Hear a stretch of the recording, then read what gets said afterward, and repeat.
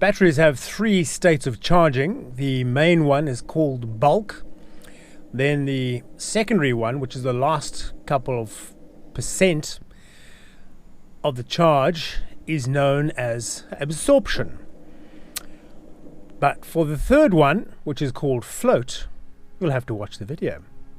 This video is dedicated to Steve Hartwanger from South Africa, who requested some more detail on the solar installation.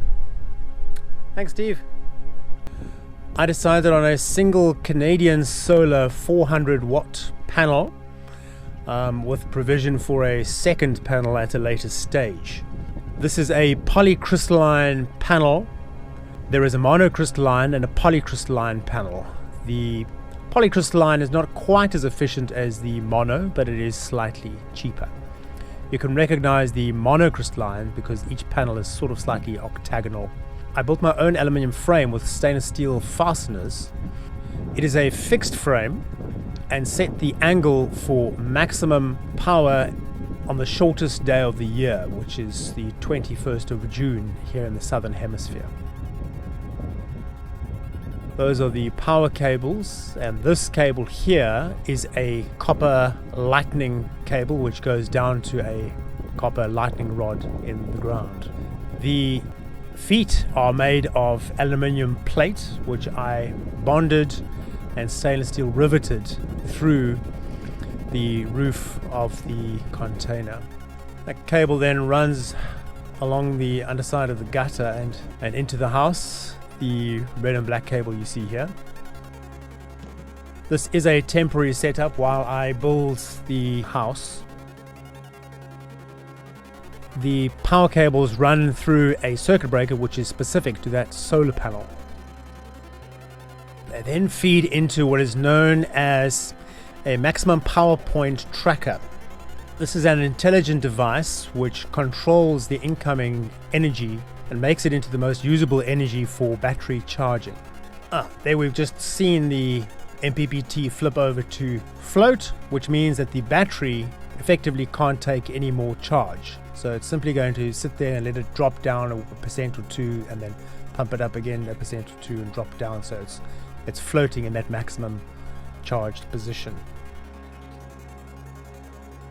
From here, these bigger cables go to the battery, which is a 12 volt 200 amp hour lithium ion battery.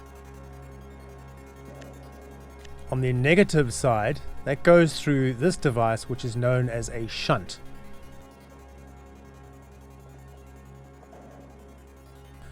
The shunt has a special sensor in it, and it feeds that information through this data cable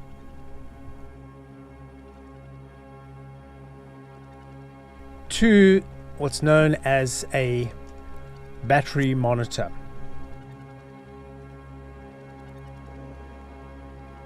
So anything that you wish to monitor can be done with this little device. It can also be mounted anywhere that you want it. The battery, as I said, is a 12 volt battery, and from that I have a 12 volt takeoff through a circuit breaker, and this then feeds my RV caravan 12 volt water pump.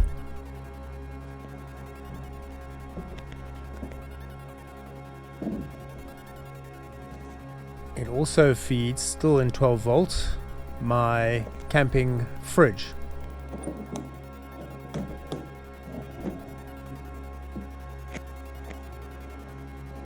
So the 12 volt side is the one side of the system.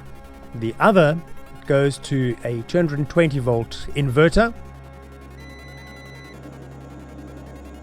and the inverter powers all of the appliances. The first being the Wi-Fi antenna outside, which I was hoping to run off the 12 volt side, but it wouldn't have worked for technical reasons. It also feeds the router. The other electronic appliances you see here are for the security system, and that'll be the subject of a future video. Through to the bedroom now, where most of the electronic appliances lie. I have my studio lighting and a gaming computer, printer, all of the other necessary ancillaries. There is a second solar panel on the roof, this little baby, which is about the size of an A4 page. I bought this little solar lighting setup a while ago and I've been extremely happy with it. Only 1,000 Rand. It has a lithium ion battery and it comes with 3 LED lights which you can set at different brightnesses. On the dimmest, which is enough for nighttime use, it has a 40-hour long capacity.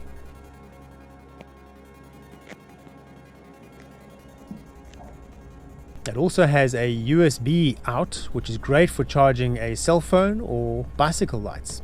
The meter on the right is the battery and the meter on the left is incoming sunshine, which even though there was sunshine today, the battery was full, so it just wasn't indicating it. So this is back to the battery meter now with some appliances switched on. So let's flick to amp hours, watts drawn. That is the amps, and that is volts in the system. And that shows how many hours it estimates you have left. In that case, 12.8. I have been very happy with the solar setup, and I don't think I would change anything. If you're designing your own system, number one would be which large electric appliances you'd be willing to get rid of, such as big kitchen appliances, tumble dryers, washing machines. They necessitate a really big system to start with. If you can live without those, then you can design a much smaller and hence much cheaper system, which is the route I would recommend. Thank you so much for watching. I have a favor to ask of you. If you can think of anything that I haven't covered, please let me know in the comments below, and I shall fix that little problem with a video dedicated to you. To watch a new video, click here. To watch a playlist, click right here. If you think you'll enjoy watching videos about my alternative lifestyle, and I think you will, hit that subscribe button. I also have a comedy channel which I think you'll enjoy. For that you can click up here. Please like or don't like. I upload a new video every Wednesday.